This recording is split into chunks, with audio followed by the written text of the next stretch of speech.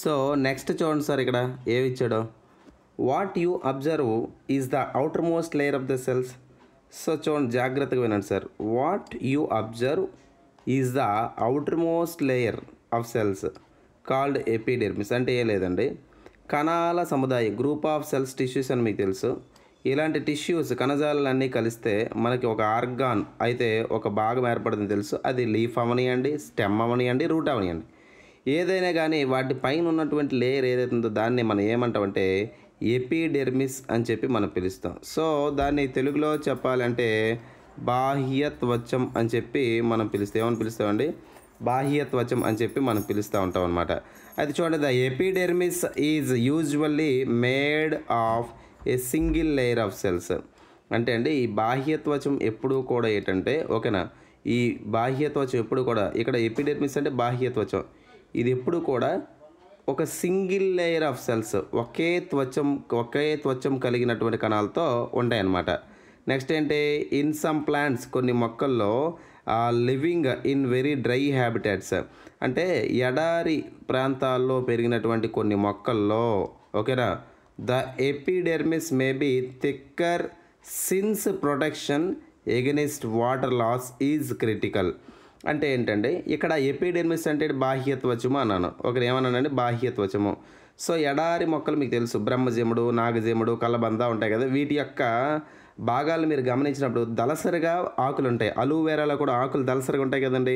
ఆ ఆకులు దళసరిగా ఉండగల కారణం ఏంటంటే, ఈ ఎపిడెర్మిస్ లేదా బాహ్య త్వచం అనేది బాగా దళసరిగా ఉంటుంది. ఎందుకంట, అందులో ఉన్నటువంటి నీరు అనేది ఏదైతుందో, ఈ ఎండ వేడిమికి నీరు అనేది ఆవిరి రూపంలో వెళ్ళిపోకుండా కాపాడుతూ ఉంటుంది అనమాట. The entire surface of plant has outer covering called epidermis.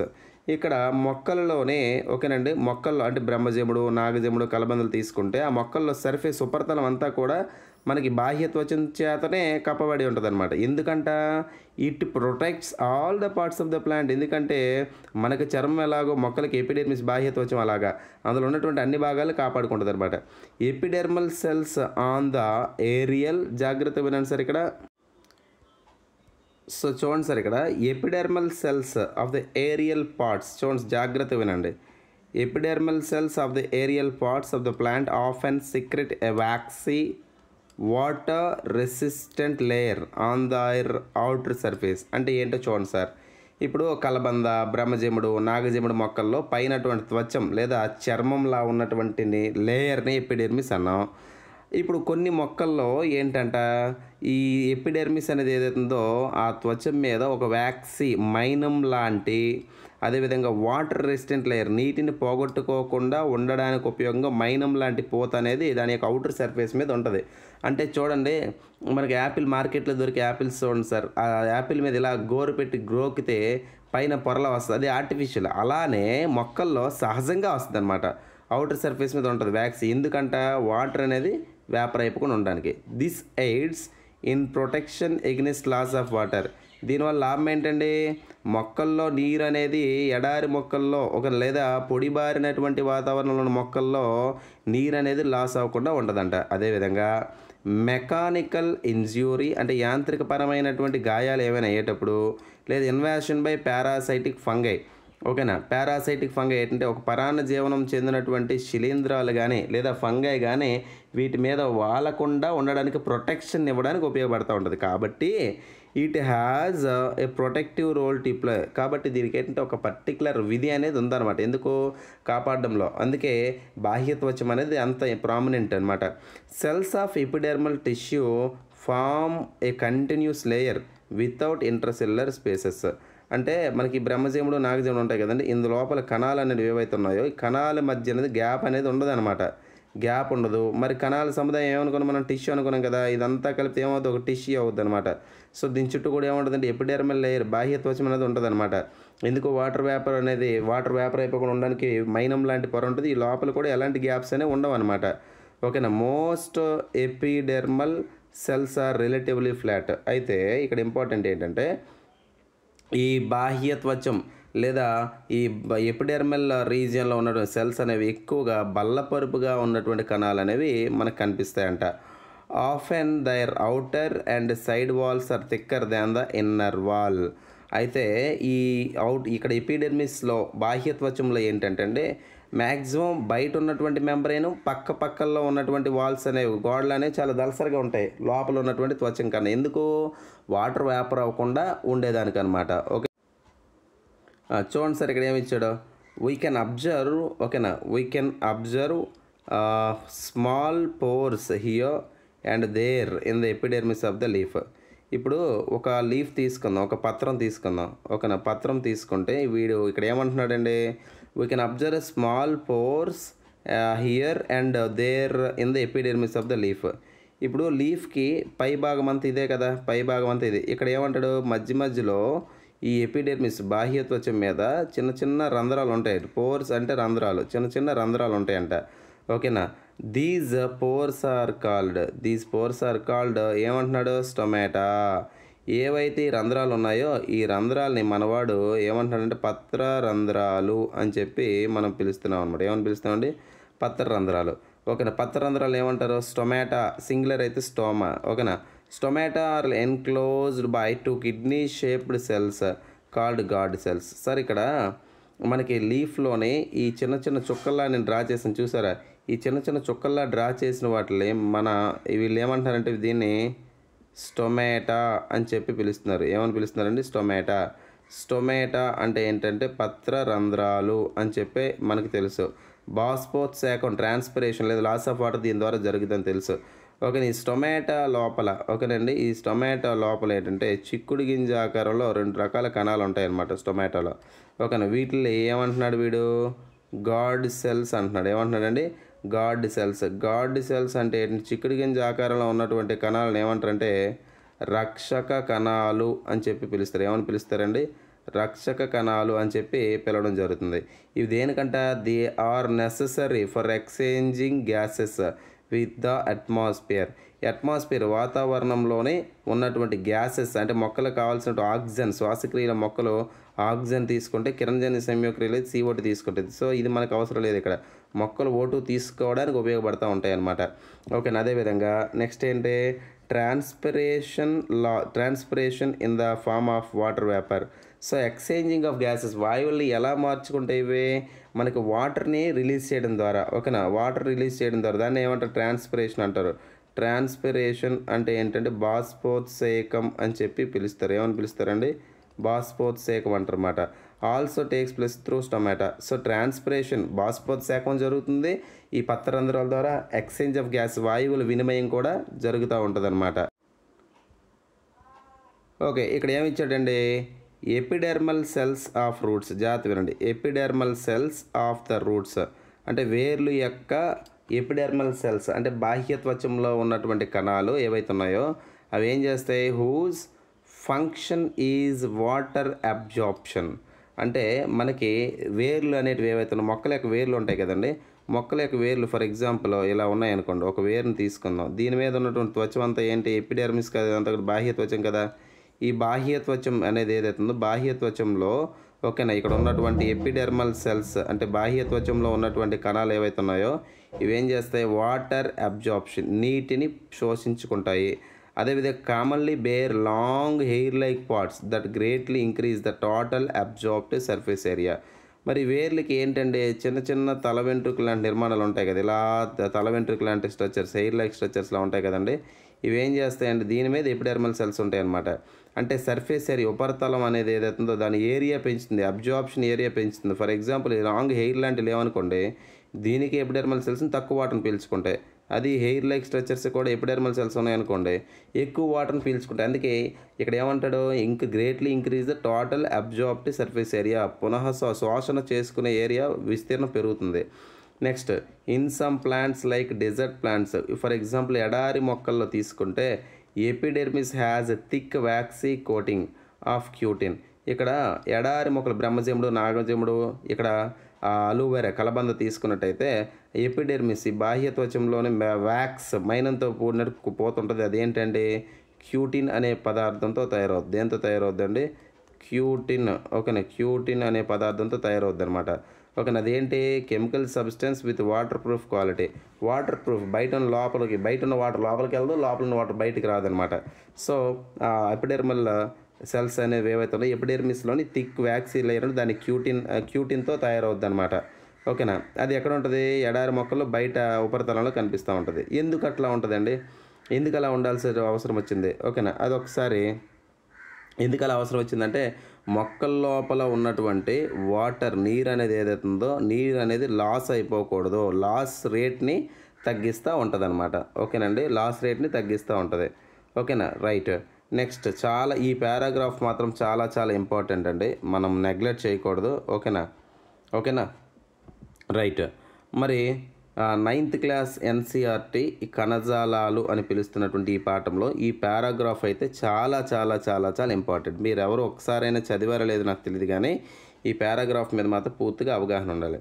ఏంటి చూడండి, యాజ్ ప్లాంట్స్ గ్రో వాల్డర్, చెట్లు అనేవి పెరుగుతూ ఉంటే ఒక పెద్ద వయసుకి ఎక్కువ వయసుకు వెళ్ళేటప్పుడు ద ఔటర్ ప్రొటెక్టివ్ టిష్యూ అంటే ఏంటండి, ఔటర్ ప్రొటెక్టివ్ టిష్యూ అంటే ఏంటి, బయట రక్షణ చేస్తున్నటువంటి కణజాలం ఏదది, బాహ్య త్వచంలో ఉన్నటువంటి కణజాలాలు. అంటే ఔటర్ టిష్యూ ఏదండి, ఎపిడెర్మిస్ అంటారు. ఏమంటారు, బాహ్య త్వచం ఎపిడెర్మిస్. అండర్గో సర్టైన్ చేంజెస్, ఇవి చాలా మార్పులు జరుగుతాయంట. చెట్లు పెరుగుతూ ఉంటే, ఓకేనా, చెట్లు వయసు పెరుగుతూ ఉంటే ఔటర్ ప్రొటెక్టివ్ టిష్యూ అంటే బాహ్య త్వచం ఇక్కడ ఏదైతే ఉందో అనేక రకాల చేంజెస్కి గురవుద్దంట.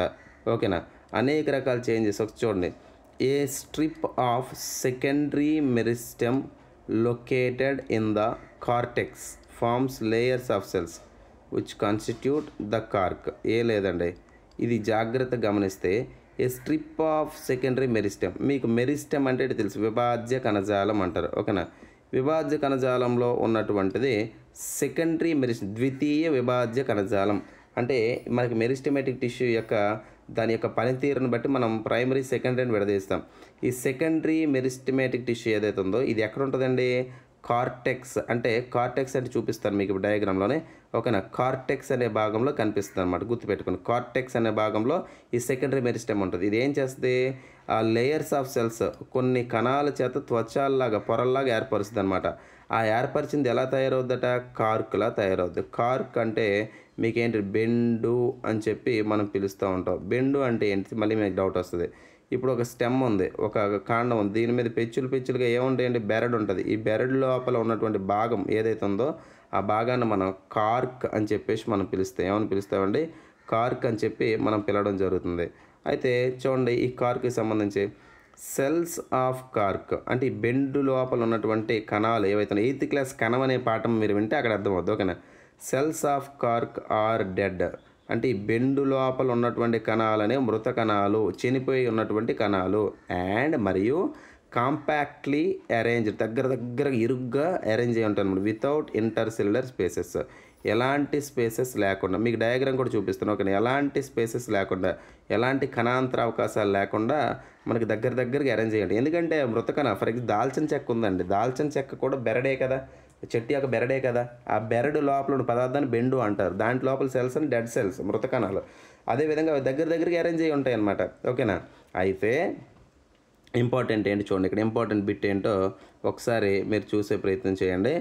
ఏంటి, they also have a substance. అయితే ఈ బార్క్ లేదా బెరడులో కూడా ఒక సబ్స్టెన్స్, ఒక పదార్థం ఉంటుందంట. అదేంటంట, సోబరిన్. ఓకేనండి, అదేంట పదార్థం, సోబరిన్ అని చెప్పి మనం పిలుస్తాం. ఏమని పిలుస్తున్నాము, సోబరిన్. ఈ సోబరిన్ ఇన్ దైర్ వాల్స్ అంటే ఈ బెరడు అనబడేది ఏదైతే ఉందో, ఓకేనా, బెరడు అనబడేది ఏదైతే ఉందో బెరడు యొక్క కుడ్యాలలో, గోడలలో మనకి సోబరిన్ అని పిలుస్తున్న పదార్థం ఉంటుంది. అది ఏం చేస్తుందండి, that makes them impervious to gases and water. So ఓకేనా, సో గ్యాసెస్, వాటర్ అనేది వీటిలన్నిటి కూడా ఇంపెర్వియస్గా ఉంటాయి అన్నమాట. ఓకేనా, సో మనం ఎలో చేయదు, బయట నుంచి లోపలికి, లోపల నుంచి బయట గ్యాసెస్ అన్నిటి కూడా ఎలో చేయకుండా ఉండేలా చేస్తామన్నమాట. ఒకసారి బార్క్ అంటే ఏంటో డయాగ్రామ్ చూద్దాం మనమా. ఇదిగోండి, ఇది మనకి బార్క్ లేదా బెరడు అని చెప్పేసి మనం చెప్పుకుంటున్నామండి. ఓకేనా, బార్క్ లేదా బెరడు. ఓకేనా, సో దీన్ని అంతటిని ఏమని పిలుస్తామంటే బెరడు అని చెప్పి మనం చెప్పడం జరుగుతుంది. ఓకేనా, బెరడు అంటే ఏంటి, బార్క్ అని చెప్పి మనం అంటాం. ఈ బార్క్ లోపల ఉండేది ఏంటి, ఈ బార్క్ లోపల ఉండేది ఏంటి, బెరడు అని చెప్పేసి మనం చెప్తున్నాం. ఏం చెప్తున్నాం అండి, బార్క్ లోపల ఉండేది బెరడు అని చెప్పి మనం చెప్పడం జరుగుతుంది. ఓకేనా, బెరడు. ఓకేనండి. సో మనకి బెరడు అనబడేది ఏదైతే ఉందో మనకి మీ అందరికీ తెలిసిందే. ఓకేనా. సో ఈ స్ట్రక్చర్ ఏమన్నానండి, బెరడు. ఓకేనా, బెరడుని ఇంగ్లీష్లో మనం బార్క్ అంటాం. ఈ బార్క్ లోపల ఉన్నటువంటి పదార్థం ఏదైతే మెటీరియల్ ఉందో, బార్క్ లోపల ఉన్న మెటీరియల్ కార్క్ అంటారు. కార్క్ అంటే బెండు అని చెప్పి మనం పిలుస్తాం. ఈ బెండు లోపల ఏముంటాయి సార్ అంటే, మనకి బెండు లోపల ఉన్నటువంటి కణాలు అంటే సెల్స్. ఇవేంటి, డెడ్ సెల్స్. ఏంటంటే ఇవన్నీ కూడా డెడ్ సెల్స్ అనమాట. ఈ డెడ్ సెల్స్ అయినప్పటికీ కూడా ఈ బార్క్ లోపల, అంటే ఈ బెరడు అనబడేది ఏదైతే ఉందో ఈ బార్క్ లోపల ఒక సబ్స్టాన్స్ ఉంటుంది. దాన్ని ఏమంటారండి, సోబరిన్ అని చెప్పి మనం పిలుస్తాం. ఏమని పిలుస్తామండి, సోబరిన్ అని చెప్పేసి మనం పిలవడం జరుగుతుంది. అయితే ఈ సోబరిన్ అనే పిలుస్తున్నటువంటి ఈ పదార్థం ఏదైతే మనం ఇప్పుడు చూసామండి, ఓకేనా, ఈ పదార్థం అనేది ఏం చేస్తుందండి, మనకి గాలి మరియు మనకి వాటర్ అనేది ఏదైతే ఉందో, ఓకేనా. సో ఈ సోబరిన్ అని పిలుస్తున్నటువంటి పదార్థం ఏం చేస్తుందంటే ఈ ప్లాంట్ లోపలికి, ఓకేనా, లోపలికి చెట్టు లోపలికి గాలి అదేవిధంగా నీరు ఈ రెండింటిలో కూడా వెళ్ళనివ్వకుండా, లోపలికి చొరబడకుండా ఉపయోగపడుతూ ఉంటుంది. ఇది బెరడు యొక్క ప్రాధాన్యత. మీకు తెలుసు కదా, బెరడులోనే మనకి రాబర్ట్ హుక్ అని పిలుస్తున్నటువంటి, ఓకేనా, రాబర్ట్ హుక్ అని పిలుస్తున్న శాస్త్రవేత్త మనకి కణాన్ని కనుక్కున్నాడు. అయితే మనడు ఎందులో కనుక్కున్నాడు, ఓక్ అని పిలుస్తున్నటువంటి ఒక వృక్షంలో కనుక్కోవడం జరిగిందనమాట. ఓకేనా. సో అది ఇంపార్టెంట్ ఆస్పెక్ట్ అండి. సో ఇప్పుడు మనం చూస్తే, ఓకేనా, కాంప్లెక్స్ పర్మనెంట్ టిష్యూస్ గురించి మనం మాట్లాడదాం. ఏదండి ఇప్పుడు కాంప్లెక్స్ పర్మనెంట్ టిష్యూ, ఓకేనా.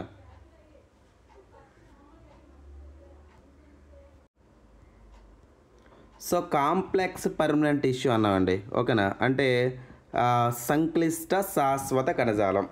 నిజంగానే ఇవి సంక్లిష్టంగానే ఉంటాయి, అంటే కష్టంగానే, ఓకేనా. సో కాంప్లెక్స్గానే ఉంటాయి. సో కాంప్లెక్స్ పర్మనెంట్ టిష్యూ అని ఇంగ్లీష్లో ఉందండి.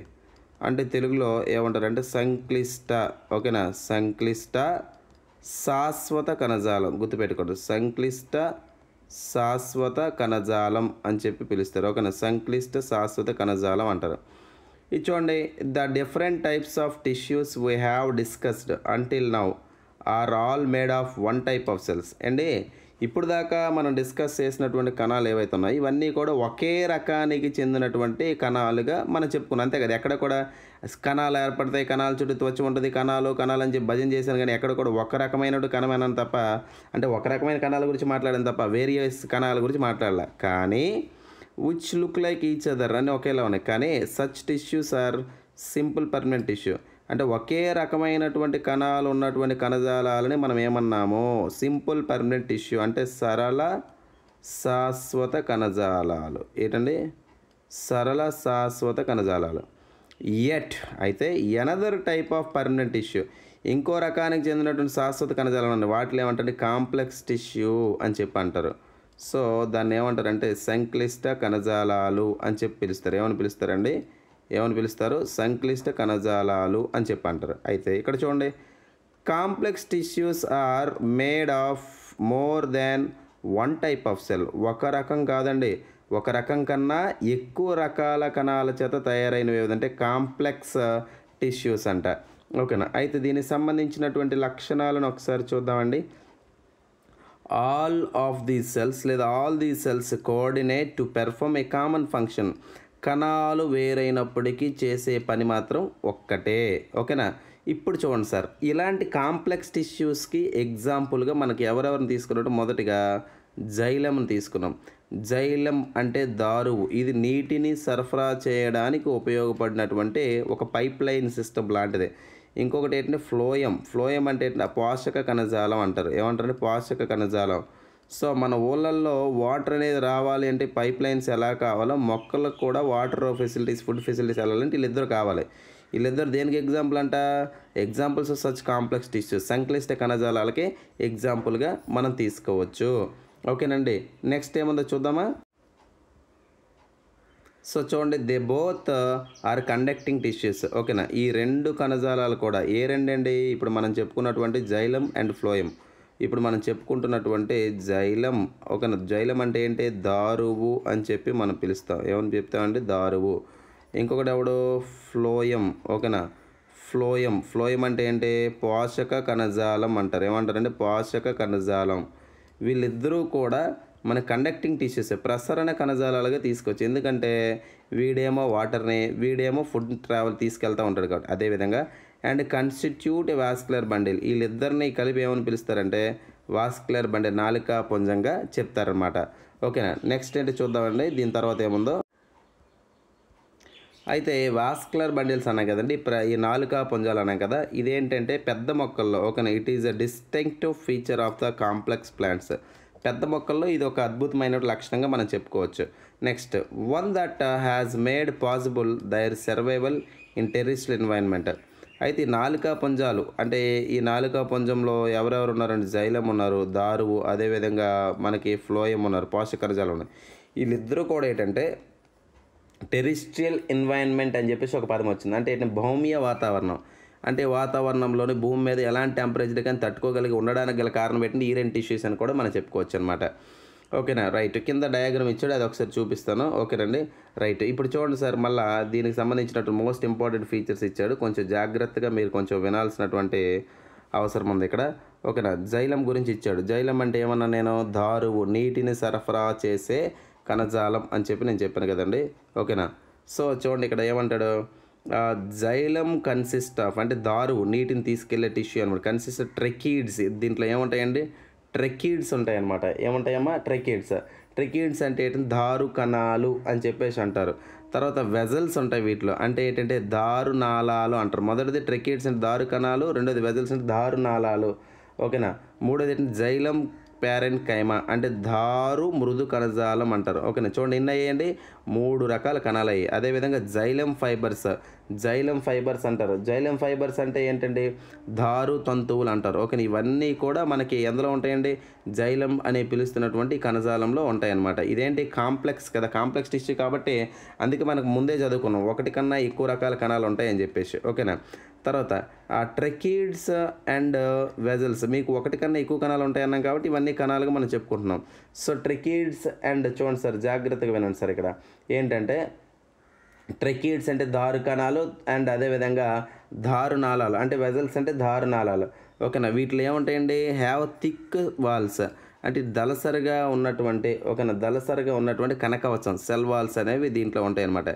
And many are dead cells when mature.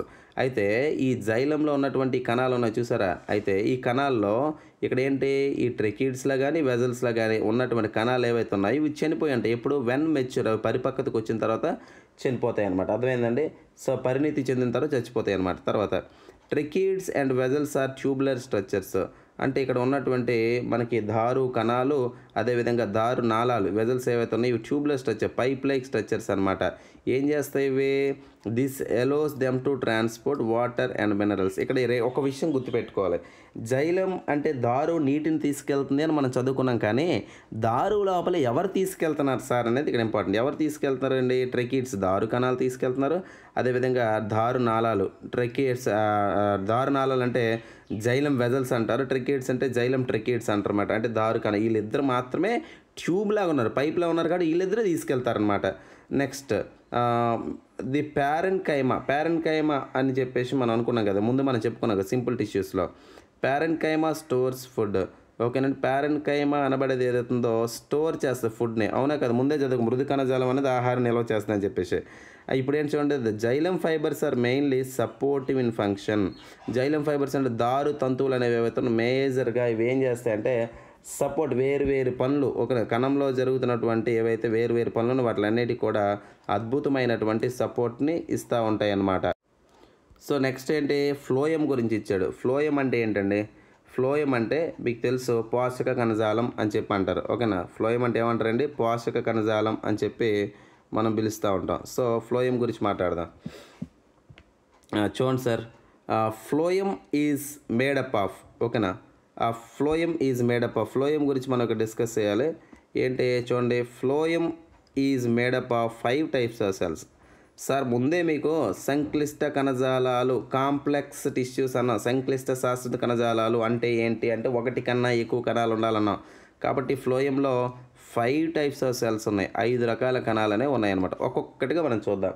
ఓకేనా, ఒక్కొక్కటిగా మనం చూస్తే కనుక మొదటిది ఏంటండి సీవ్ సెల్స్ అని చెప్పేసి మనం పిలిచాం. మొదటిది ఏంటండి సీవ్ సెల్స్. సీవ్ సెల్స్ అంటే తెలుగులో ఏమంటారంటే చాలని నాళాలు అంటారు. ఓకేనా, గుర్తుపెట్టి సీవ్ సెల్స్ అంటే చాలని కణాలు అంటారండి. ఓకేనా, సీవ్ సెల్స్ అంటే ఏంటి చాలని కణాలు. తర్వాత సీవ్ ట్యూబ్స్ అంటే చాలని నాళాలు. ఓకేనా, మూడోది ఏంటి కంపానియన్ సెల్స్ అంటే ఏంటంటే సహకణాలు అంటారు. తర్వాత ఫ్లోయం ఫైబర్స్. ఫ్లోయం ఫైబర్స్ అంటే ఏంటి పోషక కణజాల తంతువులు. అండ్ ఫ్లోయం ప్యారెన్కైమా అంటే ఏంటి పోషక మృదు కణజాలం. ఇలా 5 రకాల కణాలను ఉంటాయి అన్నమాట. నెక్స్ట్ దీనికి ఏంటి sieve tubes are tubular cells with perforated walls అంటే ఏంటి ఇక్కడ మనకి గుర్తుపెట్టుకోండి చాలని నాళాలు అన్నాం కదా, డయాగ్రామ్లో చూపిస్తావు కానీ సీవ్ ట్యూబ్స్ అంటే చాలని నాళాలు. ఈ చాలని నాళాల గోడలు ఏవైతే ఉన్నాయో ట్యూబ్స్ అవి ఏవైతే ఉన్నాయో అంటే ఈ చాలని నాళాలు అంటే ట్యూబ్స్. ఈ సీవ్ ట్యూబ్స్ అనేవి ఎలా ఉంటాయి ట్యూబులర్. ఓకేనా, ఎలా అంటే గొట్టంలా ఉంటాయి అన్నమాట. అదేవిధంగా పెర్ఫోరేటెడ్ వాల్స్ రంధ్రాలు కలిగినటువంటి సెల్ వాల్స్ ఈ సీవ్ ట్యూబ్స్ కింద ఉంటాయి అన్నమాట. ఓకేనా, ఇప్పుడు చూడండి ఫ్లోయం ట్రాన్స్పోర్ట్ ఫుడ్స్. ఫ్లోయం అంటే పోషక కణజాలు. ఇదేం చేస్తే ఆహారాన్ని రవాణా చేస్తుంది. ఎక్కడి నుంచి from leaves to other parts of the plant. పత్రాల దగ్గర నుంచి మొక్కలో ఉన్నటువంటి వివిధ భాగాలకు. ఒక పత్రాలే కదా మన 6th క్లాస్ సైన్స్లో చదువుకున్నాం కదా.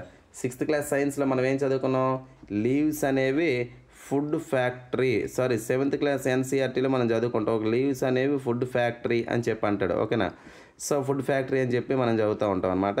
సో అందుకు లీవ్స్ దగ్గర ట్రాన్స్పోర్ట్ చేయాలి. Next except phloem fibres.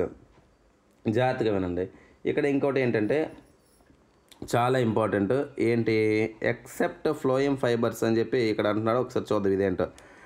చూడండి సార్ ఏంటి ఎక్కడి వరకు వచ్చామండి సీవ్ ట్యూబ్స్ కంపానియన్ సెల్స్ ఇవన్నీ మాట్లాడుకున్నాం కదా. రైట్, ఒక్కసారి జాగ్రత్తగా గమనించండి. 5 టైప్స్ ఆఫ్ సెల్స్ అని అనుకున్నాం మనం. లాస్ట్ పాయింట్ అండి, లాస్ట్ పాయింట్ చూడండి. ఏంటి ఎక్సెప్ట్ ఫ్లోయం ఫైబర్స్. ఎక్సెప్ట్ అంటే తప్ప, ఫ్లోయం ఫైబర్స్ అంటే పోషక కణజాల తంతువులు తప్ప. జాగ్రత్తగా పోషక కణజాలలో ఉన్నటువంటి తంతువులు దారాల నిర్మాణాలు తప్ప. అదర్ ఫ్లోయం సెల్స్ అంటే ఇతర పోషక కణజాలలో ఉన్నటువంటి కణాలు అనేవి లివింగ్ సెల్స్. చాలా చాలా చాలా చాలా ఇంపార్టెంట్. ఇక్కడ సంక్లిష్ట శాశ్వత కణజాలంకి వచ్చేసరికి ఫ్లోయం అనుకున్నాం మనం. అంటే ఫ్లోయం అంటే ఏంటి పోషక కణజాలం. పోషక కణజాలంలో ఫ్లోయం ఫైబర్స్ తప్ప అంటే పోషక తంతువులు తప్ప. జాగ్రత్తగా వినాలండి. ఓకేనా, పోషక తంతువులు అనేవి ఏవైతే ఉన్నాయో పోషక తంతువులు తప్ప మిగతా పోషక కణజాలంలో ఉన్నటువంటి సెల్స్ అన్నీ కూడా లివింగ్. అంటే ఫ్లోయం ఫైబర్స్ అనేవి ఏవైతే ఉన్నాయో ఇవి డెడ్ సెల్స్ అని చెప్పి మనం చెప్పుకోవాలి. చాలా ఇంపార్టెంట్ అండి, ఇలాంటివి ఎగ్జామ్ పాయింట్ ఆఫ్ వ్యూ అడిగేస్తారనమాట. ఓకేనా, అయితే తర్వాత యానిమల్ టిష్యూస్ గురించి ఆల్రెడీ మనం కంప్లీట్ చేసేసుకున్నాం. ఓకేనా, ఇప్పుడు డయాగ్రామ్ని ఒకసారి చూద్దామండి. Okay, diagram. ఈ డయాగ్రామ్ మనం చూస్తే ఇక ట్రెకీడ్స్ అన్నాం, చాలని నాళాలు అన్నాం. ఓకేనా, సో ట్రెకీడ్స్ అని చెప్పి మనం చదువుకున్నాం. సో డయాగ్రామ్ చూడండి, ఇది ట్రెకీడ్స్ అండి, ఇది వెజల్. ఓకేనా, ఇది పైప్, అది జైలం ప్యారెంకైమా అంటే ఏంటంటే దారువు మృదు కణజాలం. ఓకేనా, ఇందులో ఇది అన్ని కణాలు అన్నాను కదా. సో ఇప్పుడు మీరు గమనించాలి జైలంలో ఎన్ని రకాల కణాలు ఉన్నాయి 4. ఫ్లోయం అంటే పోషక కణజాలంలో ఎన్ని రకాల కణాలు ఉన్నాయి 5. ఓకేనా, ఈ 4, 5, 9 రకాల కణాలు చాలా ఇంపార్టెంట్. మనం ఆల్రెడీ చదువుకు సంక్లిష్ట కణజాలం అంటే ఏంటి ఒకటి కన్నా ఎక్కువ కణాలు అనేవి ఉండాలన్నమాట. అందుకే సంక్లిష్ట కణాలు అది ఒకే రకమైన కణాలు ఉంటే అవి ఏమన్నా మనం సింపుల్ పర్మనెంట్ టిష్యూస్ అన్నాం. సరళ శాశ్వత కణజాలాలు అని చెప్పేసి మనం చదువుకోనమాట. ఇది కంప్లీట్గా ప్లాంట్ టిష్యూస్లో ఉన్నటువంటి కంప్లీట్ సమాచారం. ఓకేనండి, right. Thanks for watching this video. Thank you very much.